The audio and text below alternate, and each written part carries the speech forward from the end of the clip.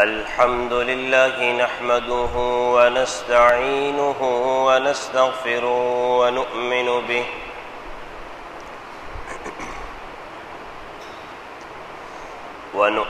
به ونتوكل عليه ونعوذ بالله من شرور أنفسنا ومن سيئات أعمالنا من يهده الله فلا مضل له ومن يضلله فلا هادي له ونشهد أن لا إله إلا الله وحده لا شريك له ونشهد أن سيدنا ومولانا محمدًا عبده ورسوله أما بعد فأعوذ بالله من الشيطان الرجيم بسم الله الرحمن الرحيم الذين إذا أصابتهم مصيبة قالوا إنا لله وإنا إليه راجعون صدق الله العظيم ونحن على ذلك لمن الشاهدين والشاكرين والحمد لله رب العالمين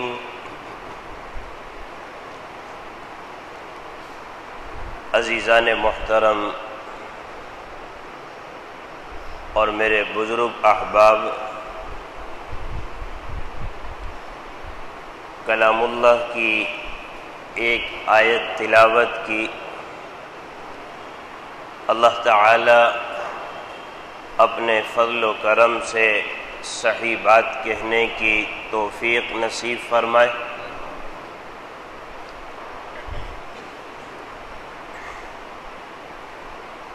یہ مہینہ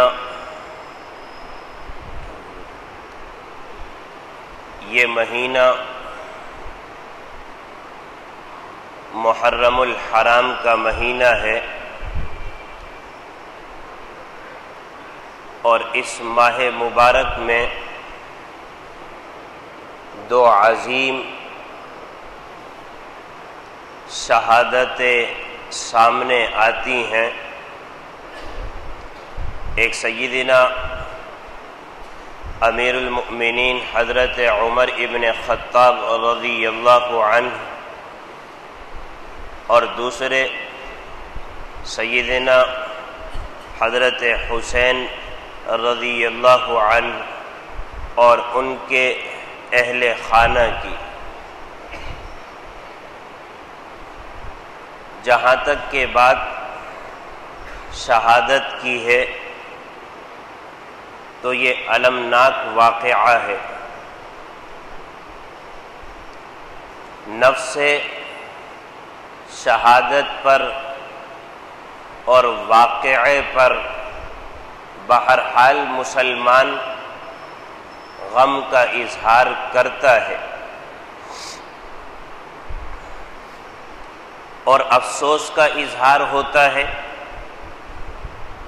جبکہ واقعہ سامنے آتا ہے یا پڑھتا ہے یا سنتا ہے، لیکن ہر ایک جانتا ہے کہ کس وقت کون سا غم ہوتا ہے، کس وقت کیا نوعیت ہوتی ہے۔ اللہ نے آپ کو بھی دین دیا، دین کی سمجھ دی ہے۔ ہر انسان دنیا سے رخصت ہوگا، کل نفس ذائقۃ الموت، ہر ذی روح نے موت کا مزہ چکھنا ہے۔ ہم بھی جائیں گے، ہمارے باپ بھی چلے گئے، ہمارے آباء و اجداد بھی دنیا سے رخصت ہو گئے۔ آباء و اجداد کی بات کی جائے تو ہر ایک کے آباء و اجداد دنیا سے رخصت ہوتے چلے گئے، اللہ ان کی کامل مغفرت فرمائے۔ اب ہر آدمی کو اللہ نے عقل اور شعور دیا ہے، سمجھ دی ہے کس وقت کیا غم کا اظہار ہوتا ہے۔ تازہ کسی کے عزیز کا انتقال ہو جائے تو اہل خانہ شوق کا اظہار کرتے ہیں، اور اس گھر میں شوق کا عالم ہوتا ہے، آل اولاد شوق کا اظہار کرتے ہیں، بالکل صحیح بات ہے۔ اور اسی طرح سے جب ہمارے آباء و اجداد دنیا سے رخصت ہوئے ہوئے کافی دن بیت گئے، اب ہمارے سامنے اگر ذکر آتا ہے، ہمارے ماں باپ اپنے ماں باپ کا ذکر کرتے ہیں کہ ہمارے والد مرحوم کا انتقال فلاں وقت ہوا، فلاں وقت وہ دنیا سے گزر گئے، تو اللہ نے آپ کو سمجھ دی ہے کہ اس وقت کی کیفیت اور اس وقت کی کیفیت میں فرق خود بخود مسلمان کرتا ہے۔ الحمدللہ اتنی دین کی سمجھ ہوتی چلی گئی ہے کہ کس وقت کیسے غم کا اظہار کرنا ہے۔ ہم میں سے بہت سے آدمی ایسے جن کے والد مرحوم دنیا سے رخصت ہو گئے، اللہ ان کی مغفرت فرمائے، اب فی الحال اگر گھر میں ماں ذکر کرتی ہے یا گھر کے متعلقین ابا مرحوم کا ذکر کرتے ہیں، تو کہیں پر بھی وہ عالم اس وقت سامنے نہیں آئے گا جو عین ان کی وفات کے وقت کا تھا۔ حالانکہ آپ عالم نہیں ہیں، لیکن اللہ نے عقل دی ہے، شعور دیا ہے، سمجھ دی ہے۔ 1 سال پہلے ابا کا انتقال ہو گیا، 4 سال پہلے ابا کا انتقال ہو گیا، اب اگر بہن بھائیوں کے درمیان بیٹھ کر ابا مرحوم کا ذکر آئے تو اس وقت کے غم کا کیا حال ہوتا ہے، ہر ایک گھر کا باسی سمجھتا ہے اس وقت غم کے اظہار کا طور طریقہ کیا ہوتا ہے۔ بنیادی وجہ کیا ہے؟ اللہ صبر دیتے ہیں، اللہ صبر دیتے ہیں، اور ہر انسان کو اللہ صبر دے دیتے ہیں۔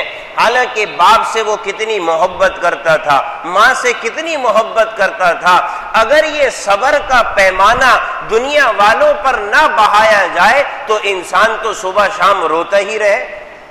یہ اللہ کی شان ہے، اللہ اپنے فضل و کرم سے ہر ایک کو صبر دے دیتا ہے۔ عزیز لخت جگر معصوم دنیا سے کیوں نہ چلے جائے، جو اس کے ہاتھوں میں کھیلتا تھا، پلتا تھا، پھولتا تھا، پھر بھی وہ بہرحال صبر کا دامن تھام لیتا ہے۔ اللہ کی دی ہوئی چیز تھی، اس نے لے لی، اللہ کی امانت تھی، اس نے لے لی۔ معصوم جان کیوں نہ لے لے، امانت تو اس کی ہے۔ ہماری اولاد معصوم دنیا سے بھلا تھوڑی رخصت ہو رہی ہے، صحابہ کی اولادیں رخصت ہو گئیں۔ نبی اکرم صلی اللہ علیہ وسلم کے لخت جگر حضرت ابراہیم چھوٹے سے تھے، اللہ نے واپس بلا لیا۔ آپ صلی اللہ علیہ وسلم کا کوئی بھی بچہ بالغ نہیں ہوا، کوئی بھی لڑکا جوان نہیں ہوا، چھوٹ پن کے حالت میں اللہ نے اپنے محبوب صلی اللہ علیہ وسلم کی اولاد کو اپنے پاس بلا لیا۔ نبی اکرم صلی اللہ علیہ وسلم نے غم کا اظہار کیا، آپ صلی اللہ علیہ وسلم کے آنسو نکلے، صحابہ نے کہا کہ یا رسول اللہ یہ کیا ہے؟ آپ نے فرمایا محبت کے آنسو ہیں، اپنی اولاد سے لگاؤ کے آنسو ہیں۔ حضرت ابو طلحہ رضی اللہ عنہ کا بچہ بچپن کی حالت میں رخصت ہو گیا، غم کا اظہار، صحابہ نے غم کا اظہار کیا، ہم نے غم کا اظہار کیا، بالکل دنیا اپنے متعلقین کے ساتھ غم کا اظہار کرتی ہے۔ غم کا اظہار کرنا اس کا تعلق دل سے ہے، اللہ تعالیٰ دلوں میں محبت ڈالتا ہے تو یہ آنکھوں سے آنسو بھی جاری ہو جاتے ہیں، اپنی آل اولاد اپنے متعلقین کے لیے دل نرم ہوتا ہے تو آنکھیں بھی بہہ پڑتی ہیں۔ نبی کی آنکھیں بہی ہیں، صحابہ کی آنکھیں بہہ گئی ہیں، ہمارے آل اولاد ہمارے آباء و اجداد کی آنکھیں بہہ گئی ہیں۔ آنکھوں کے بہنے میں، غم کے اظہار کرنے میں شریعت نے کہیں پر بھی نہیں روکا،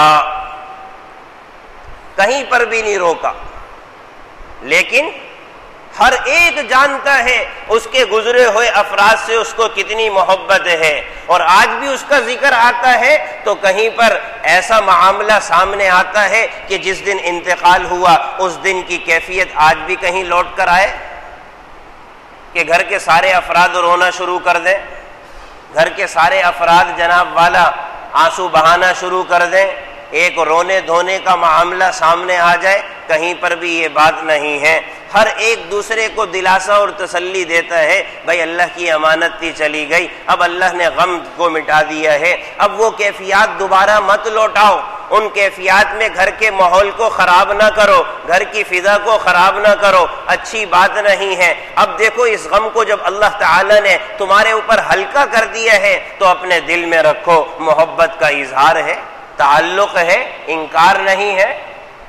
تو ہر ایک سمجھتا ہے، تو میرا عزیز اس کا نتیجہ کیا ہے؟ یہ آپ لوگ کیوں کرتے ہیں؟ وجہ اس کی یہی ہے کہ ہمارے سامنے قرآن اور سنت ہے، قرآن اور سنت ہے، اللہ نے ہمیں سمجھ دی ہے۔ آپ صلی اللہ علیہ وسلم نے ارشاد فرما دیا میرے چلے جانے کے بعد دو چیزیں پکڑ لینا، ایک قرآن پکڑ لینا، ایک سنت پکڑ لینا، کبھی گمراہ نہیں ہوگے۔ خاوند کا انتقال ہوتا ہے، ہر ایک آدمی کو فکر ہوتی ہے، بہرحال بیوی کو فکر ہوتی ہے، اگر باپ کا انتقال ہو جائے تو بچوں کو فکر ہوتی ہے۔ ماں کی عدت کتنی ہوگی؟ ماں کی عدت بمعنی سوگ، بمعنی سوگ کتنا ہوگا؟ 4 مہینے 10 دن ہے۔ آ کر مسئلہ پوچھتا ہے اس وقت ابا حضور کا انتقال ہوا تھا، اس وقت دنیا سے رخصت ہو گئے، چاند کی تاریخ کے اعتبار سے کیا معاملات ہوں گے؟ 4 مہینے 10 دن چاند کی تاریخ کے اعتبار سے پورے ہوں گے، یا 29 کا چاند معتبر ہوگا یا 30 کا ہوگا؟ ہر ایک آدمی اس مسئلے کو پوچھتا ہے، عام سا عام آدمی بھی اس کے متعلق معلومات رکھتا ہے۔ کیا ہے؟ کیوں ہے؟ اس لیے کہ قرآن نے کہا 4 اشہر و 10، 4 اشہر و 10۔ انتقال کے بعد کوئی خاوند دنیا سے رخصت ہو جائے، عورت عدت گزارے گی، عورت سوگ کے دن گزارے گی 4 مہینے 10 دن۔ اسی طرح سے جناب والا کسی کہ بچے کا انتقال ہوا، کسی کے عزیز کا انتقال ہوا، وہاں پر اگر سوگ کی بات آتی ہے تو نبی اکرم صلی اللہ علیہ وسلم کے مفہوم سے، روایت سے یہی بات معلوم ہوتی ہے کہ سوگ 3 دن تک ہے، سوگ 3 دن تک ہے، اس سے زیادہ سوگ کی اجازت نہیں ہے۔ اللہ نے جب صبر دے دیا تو اس صبر کو آدمی کیوں اختیار نہ کرے کہ سراپا ہمیشہ کے لیے آنسو بہاتا رہے، گھر کا ماحول خراب کرتا رہے، فضا خراب کرتا رہے؟ کوئی بھی اس کو روا نہیں سمجھتا، کوئی بھی اس کی اجازت نہیں دیتا، حالانکہ وہ جانے والا جو فرد تھا وہ گھر کا محبوب ترین شخص تھا، ہر ایک اس سے محبت کرتا تھا۔ لیکن اللہ نے جب صبر دے دیا تو ہمیں کیا ضرورت پڑی ہے ہم اس صبر کو ایک طرف ہٹا کر اللہ کے حضور بلا وجہ شریعت مطہرہ کو پامال کر کے غم کا اظہار کریں، افسوس کا اظہار کریں؟ کیوں؟ غم 3 دن، غم 3 دن ہے۔ بیوی کا خاوند چلا جائے 4 مہینے 10 دن ہیں۔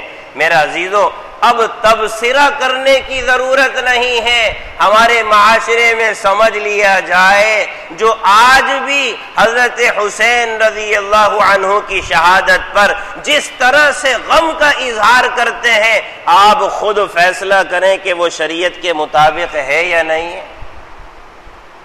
اللہ نے اتنی تو سمجھ دی ہے بھائی، اتنی تو اللہ نے سمجھ دی ہے کہ ہاں قرآن اور سنت سر آنکھوں پر، وہ ہمارے لیے راہ ہدایت ہے۔ کہتے ہیں نا، اگر محبت میں آسمان کی قلابوں کو چھو کر کیوں نہ آ جاؤ، لیکن قرآن و سنت سے باہر نہیں نکل سکتے۔ آسمان کی قلابوں کو چھو کر کیوں نہ آ جاؤ، اللہ اس کے رسول صلی اللہ علیہ وسلم کی حدود سے باہر نہیں نکل سکتے کہ مجھے جناب والا نبی سے محبت ہو گئی، جو چاہے کرو، مجھے شہادت حسین سے غم وابستہ ہو گیا، جو چاہے کرو۔ ہماری زندگی جو چاہے کی نہیں ہے، ہماری زندگی رب چاہے کی ہے۔ ہماری زندگی جو چاہے کی نہیں ہے، ہماری زندگی رب چاہے کی ہے۔ جو رب چاہے گا ہم ایسی زندگی گزاریں گے، جو قرآن چاہے گا ہم ویسی زندگی گزاریں گے، جو اللہ کے رسول کی چاہت ہوگی ہم ویسی زندگی گزاریں گے، اس لیے کہ ہم قرآن و سنت کے پابند ہیں، اللہ اس کے رسول کے ہم پابند ہیں، ہم اس کے بندے، ہم اس کے غلام ہیں۔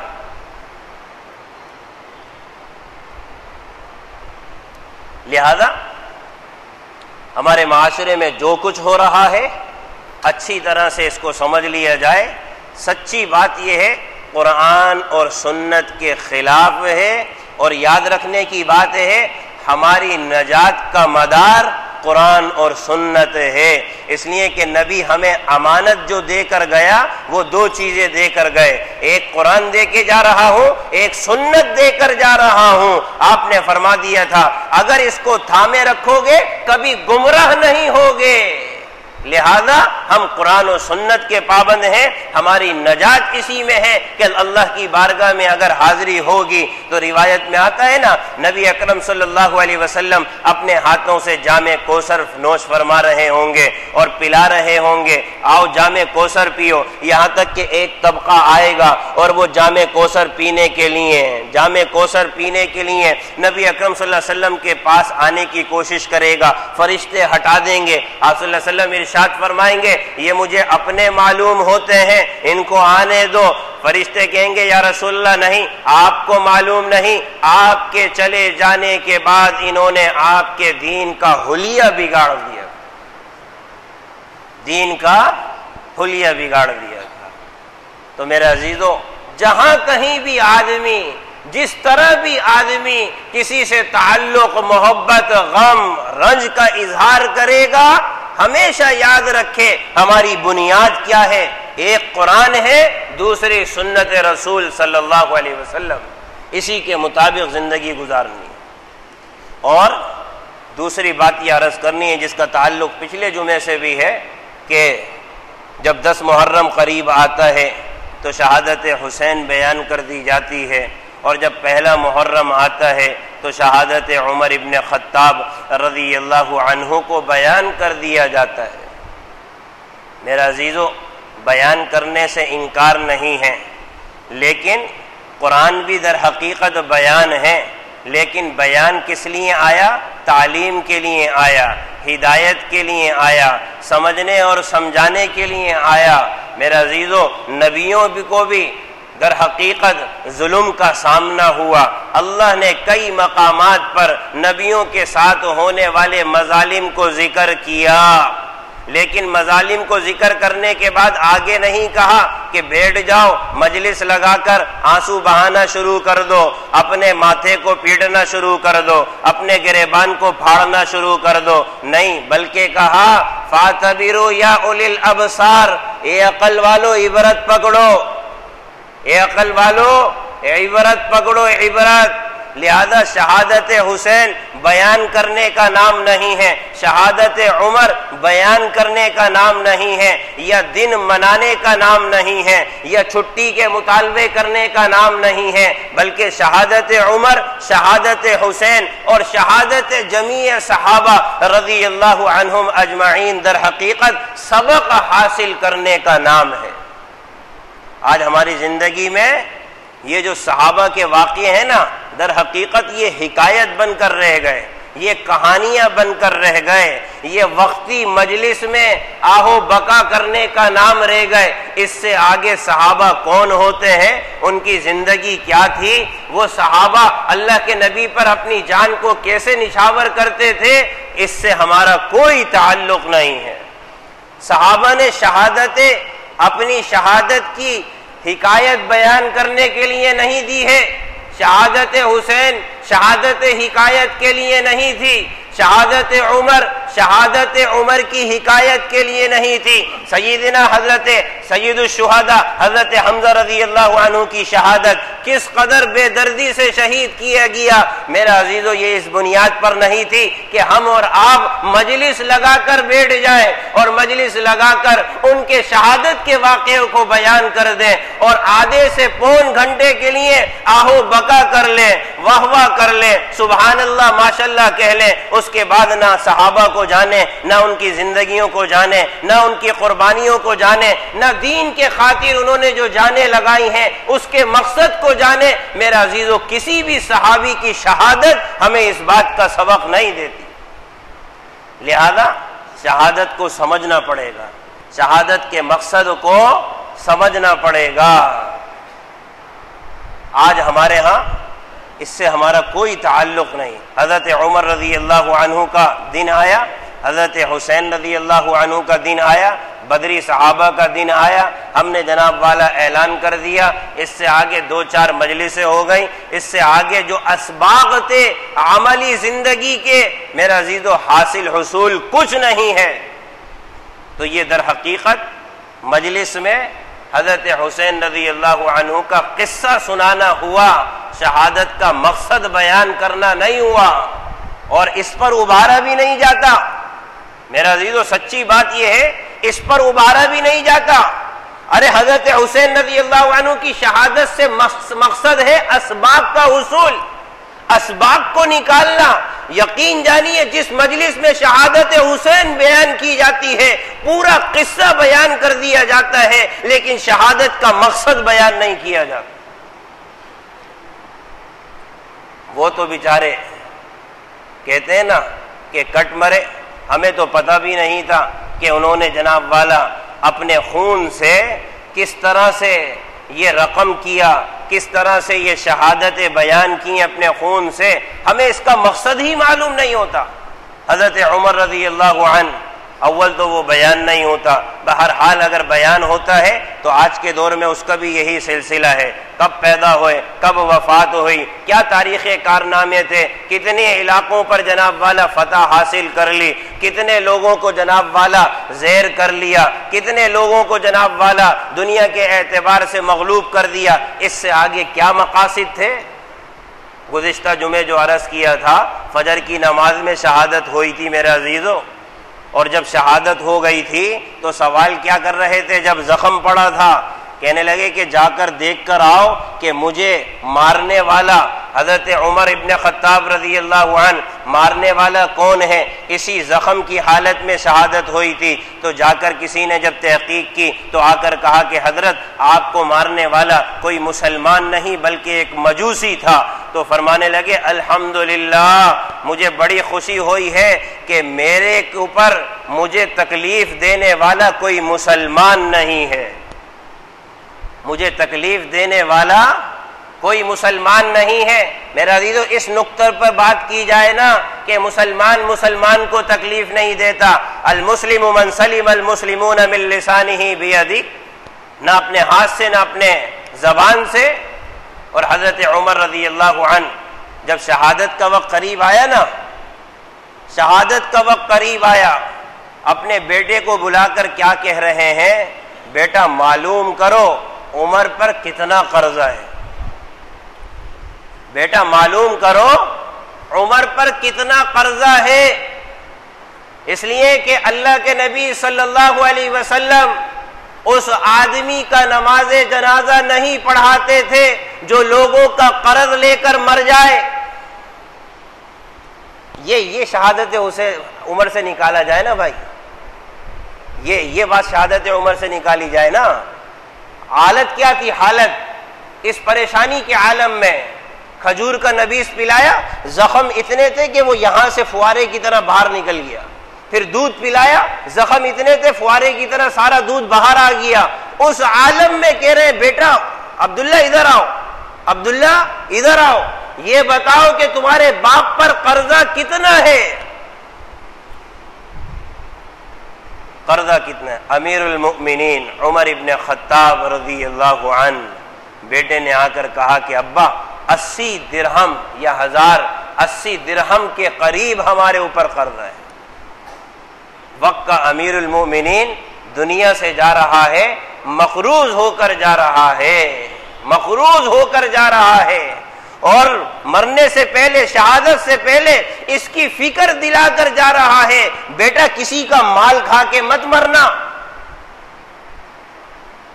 بیٹا کسی کا مال کھا کے مت مرنا، اللہ تو معاف کر دے گا تمہارے معاملات، لیکن بندوں کے حقوق اپنی دنیا میں معاف کرا کے جانا، ورنہ اللہ تعالی مغفرت کو روک دے گا، اللہ مغفرت کو روک دے گا۔ پوچھ رہے ہیں اور پھر سپرد کر رہے ہیں کہ عادی سے، یا اگر وہ نہ دیں تو قریش والوں سے جا کر میرے قرضے کا مطالبہ کرنا۔ اتنا پیسہ نہیں تھا کہ عمر ابن خطاب اپنا قرضہ اتار سکے۔ وقت کا امیر المومنین اور یہودی کیا کہتا ہے کہ اگر 10 سال اگر عمر ابن خطاب اور حکومت کر لیتے تو مسلمان پوری دنیا پر قابض ہو جاتے، مسلمان پوری دنیا پر قابض ہو جاتے ہیں۔ یہ صحابہ نے سبق دیا اپنی شہادتوں سے، اپنی شہادتوں سے یہ سبق دیا ہے کہ ہم شہید تو ہوئے ہیں، کس لیے ہوئے، کس کے لیے ہوئے، کس پر ہوئے؟ اللہ اس کے رسول صلی اللہ علیہ وسلم کے احکامات کو نافذ کرنے کے اعتبار سے فجر کی نماز پڑھانے کے لیے وقت کا امیر آ رہا ہے، وقت کا امیر آ رہا ہے۔ معلوم یہ ہوا کہ امیر کی کیا ذمہ داری ہے، اور خدمت کرنے کی بات آتی ہے تو خود خدمت کرنے پر بھی مامور ہے۔ غلام کہتا ہے آپ کا بوجھ میں اٹھا لوں، جواب میں کہتے ہیں کہ قیامت کے دن بھی عمر کا بوجھ تو ہی اٹھائے گا، اٹھانے دے عمر کا کام، عمر کو کرنے دے۔ سید القوم، سید القوم خادمہم، ارے قوم کا جو سردار ہوتا ہے نا وہ قوم کا خادم ہوتا ہے، نہ کہ قوم کا مخدوم ہوتا ہے۔ یہ سبق دے کر گئے۔ مرنے سے پہلے قرضہ، اور حضرت اما عائشہ رضی اللہ عنہا کہ جا کر اجازت لو، جا کر اجازت لو کہ جناب والا آپ صلی اللہ علیہ وسلم کے پہلو میں تدفین چاہتا ہوں، اجازت دے سکتی ہیں؟ اور وہاں پر امت کو سمجھا دیا عورتوں کی اجازت کے حوالے سے ذرا احتیاط برتنا۔ ایک مرتبہ حضرت اما عائشہ رضی اللہ عنہا نے اجازت دے دی، وہ اجازت دینے میں مخلصہ تھیں، ان کے اخلاص میں ذرہ برابر فرق نہیں ہے، لیکن ہم گنہگاروں کو سمجھایا گیا ہے، ہم گنہگاروں کو سمجھایا گیا ہے۔ ہم تو بہن کے دروازے پر میراث کا مال لے جا کر ایک مرتبہ دستک دیتے ہیں سارے لوگوں کے سامنے بٹھا کر بہن کو کہ ابا حضور کا انتقال ہوا تھا، 5 لاکھ آپ کو ملنے ہیں، آپ لوگی؟ آپ لوگی؟ وہ بھی اس وقت پوچھا جب بہن گھر میں بھائی سے ملنے آئی ہے، جب وہ اس کا کھانا کھا رہی ہے، اس کے دسترخوان پر بیٹھی ہوئی ہے، تب پوچھا جا رہا ہے کہ 5 لاکھ میراث میں ملے ہیں، آپ لینا قبول کریں گی؟ ارے آپ کے دسترخوان پر بیٹھ کر شرما حضوری میں اور تکلف میں اور مروت میں آ کر وہ کہہ بھی دینا بھیا مجھے ضرورت نہیں ہے، ایسی اجازت کا شرعاً اعتبار بھی نہیں ہے۔ دل کی صفائی تو یہ ہے کہ بہن اپنے گھر میں بیٹھ کر کہہ دینا کہ مجھے ملنے والے باپ کی میراث جو ہے نا بھیا آپ رکھ لو۔ فرماتے ہیں کہ دل کی صفائی یہ ہے کہ نہیں، یہ پیسہ کس کو آج کے اعتبار سے ضرورت کی نسبت سے عزیز نہیں ہے، سارا پیسہ لے جا کر بہن کو دے دیا کہ آپ کی طرف سے اگرچہ مجھے ہدیہ کرنے کا اشارہ ملا تھا لیکن یہ ضرورت کی چیز ہے، آپ اس کو اپنے پاس رکھو، جب تک کہ جناب والا کوئی صحیح طرح سے عقل اور فہم سے ضرورت کے اعتبار سے فیصلہ نہ کر لو میرے پاس اس کو نہ بھجوانا۔ اور ایسے بھی غیرت والے دیکھے گئے کہ بہن دے بھی رہی ہے پھر بھی کہنے لگے کہ نہیں بہن کا کھانا اچھی بات نہیں۔ سمجھ میں آ رہی ہے بات؟ ایسے بھی غیرت والے دیکھے گئے، بہن دے بھی رہی ہے پھر بھی کیا کہہ رہے ہیں، بہن کا کھانا یہ غیرت کی بات، ہمیں غیرت آ رہی ہے، ہم اپنی بہن کا مال کھا لیں، اللہ نے ہمیں دیا ہے ہم کیوں کھا لیں، ہماری غیرت ہے، ہم بہن کا مال نہیں لیں گے، تمہاری مرضی جس کو چاہو دے دو۔ یہ معاملہ وہاں پر حضرت عمر ابن خطاب رضی اللہ عنہ فرما رہے ہیں کہ جاؤ میرے لیے اجازت لے کر آؤ۔ بیٹا ایک مرتبہ اجازت لے کر آ گیا اور پھر دوبارہ کیا کہا، جب میری میت تیار ہو جائے نا تو حضرت اما عائشہ رضی اللہ عنہا کے حجرے کی چوکٹ پر لے جا کر عمر کا جنازہ رکھ دینا اور پھر اما عائشہ سے دوبارہ اجازت لینا۔ ان کا حجرہ تھا نا بھائی، وہ حجرہ کس کا تھا؟ حضرت عائشہ کا حجرہ تھا۔ ایک جگہ پر شوہر مدفون تھا، ایک جگہ پر شوہر مدفون تھا محرم ہے، ایک جگہ پر باپ مدفون تھا محرم ہے، عمر غیر محرم ہے۔ اب عائشہ کو حجرہ چھوڑنا پڑے گا، سمجھ میں آ رہی ہے بات؟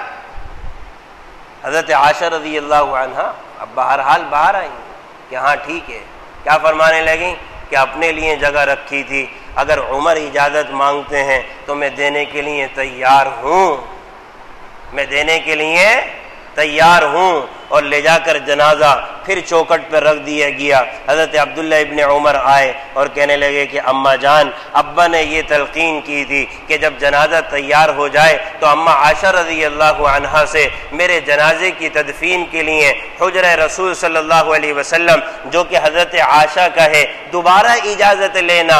آپ کی اجازت ہے کہ عمر کا جنازہ اندر آ جائے کہ وہ ابو بکر اور محمد الرسول اللہ صلی اللہ علیہ وسلم کے پہلو میں مدفون ہو جائے؟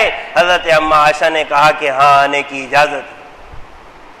امت کو بتا دیا کسی کا مال کھانا جائز نہیں ہے۔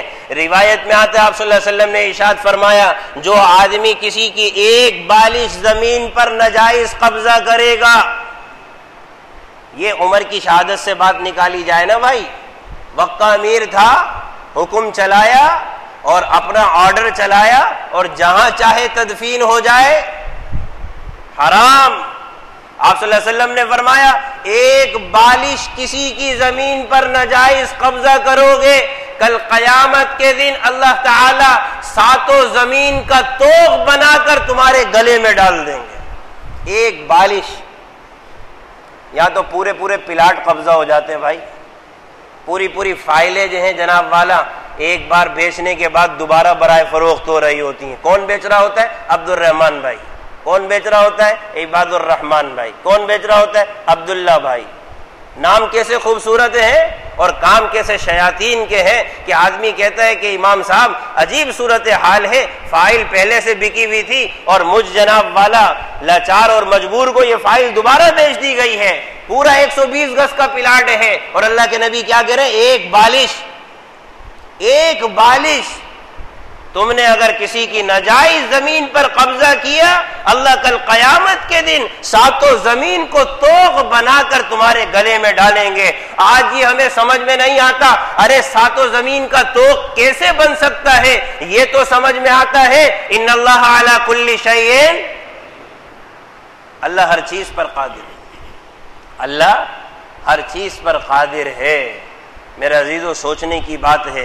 اسی طرح سے حضرت حسین رضی اللہ عنہ نے جو شہادت دی ہے، مظلوم بن کر شہادت دی ہے، مظلوم بن کر شہادت دی ہے، بتا کر چلے گئے کبھی زندگی میں ظالم نہ بننا، مظلوم بن جانا۔ کیوں؟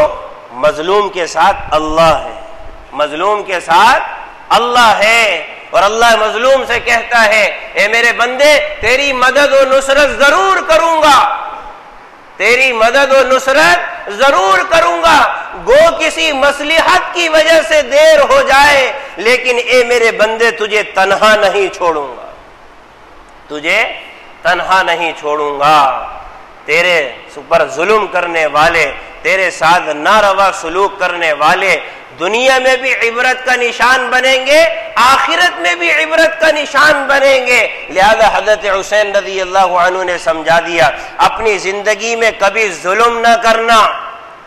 نواسے رسول صلی اللہ علیہ وسلم تھے، متعلقین کتنے تھے، محبوبین کتنے تھے، محبت کرنے والے کتنے تھے، آواز لگاتے تو کتنا مجمع جمع ہو جاتا، لیکن ظالم بننا برداشت نہیں کیا، مظلوم بن کے دنیا سے رخصت ہو جانا برداشت کیا۔ امت کو تعلیم دے دی کہ بہرحال ہم نے اللہ کے لیے جان دی ہے لیکن مظلوم بن کے دی ہے۔ مسلمان ظالم نہیں ہوتا، مسلمان ظالم نہیں ہوتا۔ ان اللہ لا یظلم مثقال ذرہ، اللہ ذرہ برابر کسی پر ظلم نہیں کرتا، اور نہ اللہ ذرہ برابر کبھی کسی پر ظلم ہونے کو برداشت کرتا ہے۔ ظالم آج تو پنپتا ہوا نظر آتا ہے لیکن دنیا شاہد ہے، دنیا اس بات کا تجربہ رکھتی ہے ظالم آج نہیں تو کل اللہ کے انتقام کے سامنے آ کر ان بطش ربک لشدید، جس کو ہم اردو میں کہتے ہیں نا اللہ کی آواز جو ہے نا اور اللہ کی لاٹھی جو ہے نا، ادھر حقیقت جب چلتی ہے نا تو بغیر آواز کے چلتی ہے، آدمی دیکھتا رہ جاتا ہے۔ پھر یہ مثال بالکل صادق آتی ہے، کہاں کا کہاں نکل گیا، کہاں کا کہاں نکل گیا، کہاں کا معاملہ کہاں ہو کر رہ گیا؟ آدمی دیکھتا رہ جاتا ہے اور پھر اپنی دنیا کی زندگی میں سوچتا رہ جاتا ہے میں نے کیا ہی کیا تھا، کیا ہی کیا تھا۔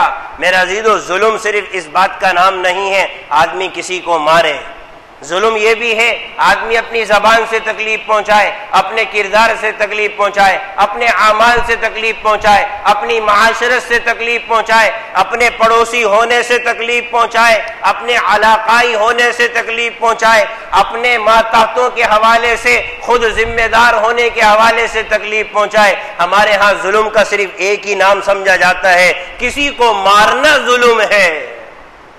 شریعت میں یہ ظلم نہیں ہے۔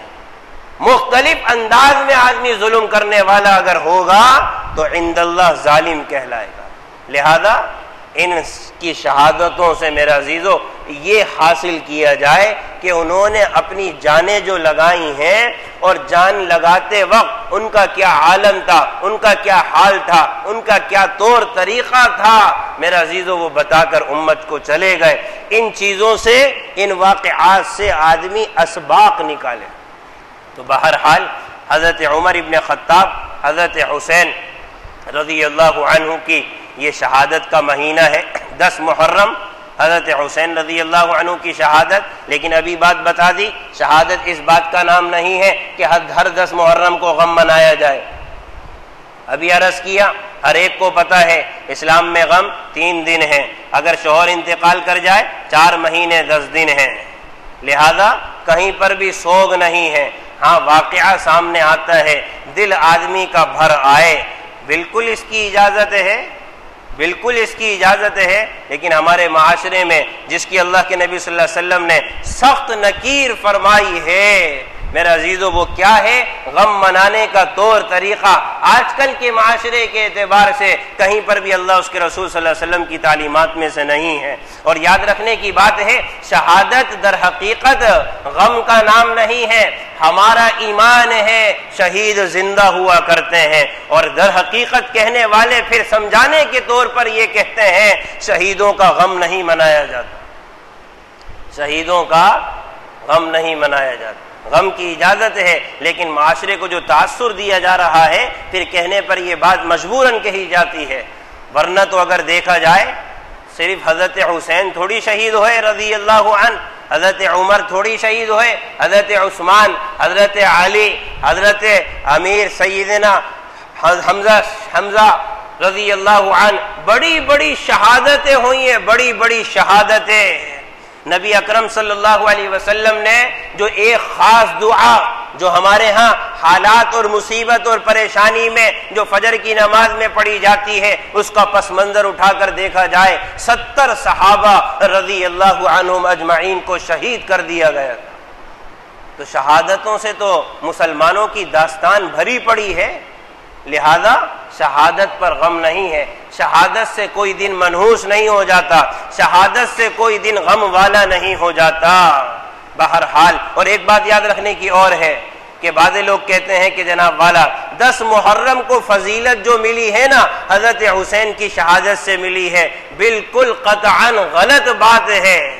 ارے محرم کا مہینہ پہلے ہی سے حرمت والا تھا، رمضان کے مہینہ، رمضان کے روزے فرض ہونے سے پہلے مسلمانوں کی تاریخ کو اٹھا کر دیکھا جائے، مسلمان 10 محرم میں روزہ رکھتے تھے، 10 محرم کا روزہ فرض تھا، لہذا اس کی حرمت اور اس کی عظمت شہادت حسین سے پہلے تھی۔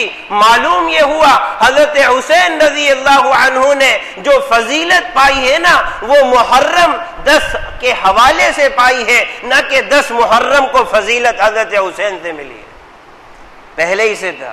روایت میں آتا ہے نا نبی اکرم صلی اللہ علیہ وسلم بھی روزہ رکھتے تھے، 10 محرم کو اللہ کے نبی صلی اللہ علیہ وسلم بھی روزہ رکھتے تھے، اور آپ کو معلوم یہ چلا کہ یہودی بھی روزہ رکھتے ہیں، یہودی بھی روزہ رکھتے ہیں، اس لیے کہ یہودی کے روزہ رکھنے کی وجہ یہ تھی کہ جب حضرت موسیٰ علیہ السلام اور ان کی قوم کو فرعون سے نجات ملی تھی، وہ دن 10 محرم کا تھا، وہ دن 10 محرم کا تھا۔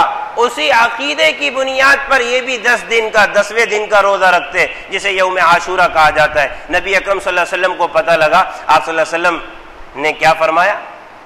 خالف الیہود والنصارى، آپ نے فرمایا یہودوں کی مخالفت کرو، نصارہ کی مخالفت کرو، ان کے پیروی نہ کرو، ان کی مشابہت اختیار نہ کرو۔ لہذا جب آپ کو پتہ لگا کہ یہ بھی 10 کو روزہ رکھتے ہیں، آپ صلی اللہ علیہ وسلم نے فرمایا اگر آئندہ سال میں رہا تو اس روزے کے ساتھ ایک روزے کا اور اضافہ کروں گا تاکہ یہود سے ہماری مشابہت ختم ہو جائے، یہود سے ہماری مشابہت ختم ہو جائے۔ روایت میں آتا ہے نبی اکرم صلی اللہ علیہ وسلم آئندہ سال آنے سے پہلے خالق حقیقی سے جا ملے، لہذا صحابہ نے اس عمل کو باقی رکھا۔ اسی وجہ سے کہا جاتا ہے 10 کے ساتھ آدمی 9 کا بھی روزہ رکھ لے یا 10 کے ساتھ آدمی 11ویں کا بھی روزہ رکھ لے، یہ عمل بہتر ہے، افضل ہے۔ لیکن اگر کوئی نہیں کر سکا تو آج کل کے اعتبار سے حضرات اہل علم فرماتے ہیں کیونکہ آج کل یہودی 10 کو بھی روزہ رکھنا چھوڑ دیا ہے، اس وجہ سے اگر صرف 10 ہی کو روزہ رکھ لیا جائے تو شرعاً اس کی بھی اجازت ہے، لیکن اصل روزہ 10 کا ہے، نہ کہ 9 کا نہ کہ 11 کا۔ اگر ملاپ کرنا ہے یا تو 9 کا کر لیا جائے یا 11 کا کر لیا جائے، ورنہ کم سے کم ایک روزہ رکھنے کی بھی شرعاً اجازت ہے۔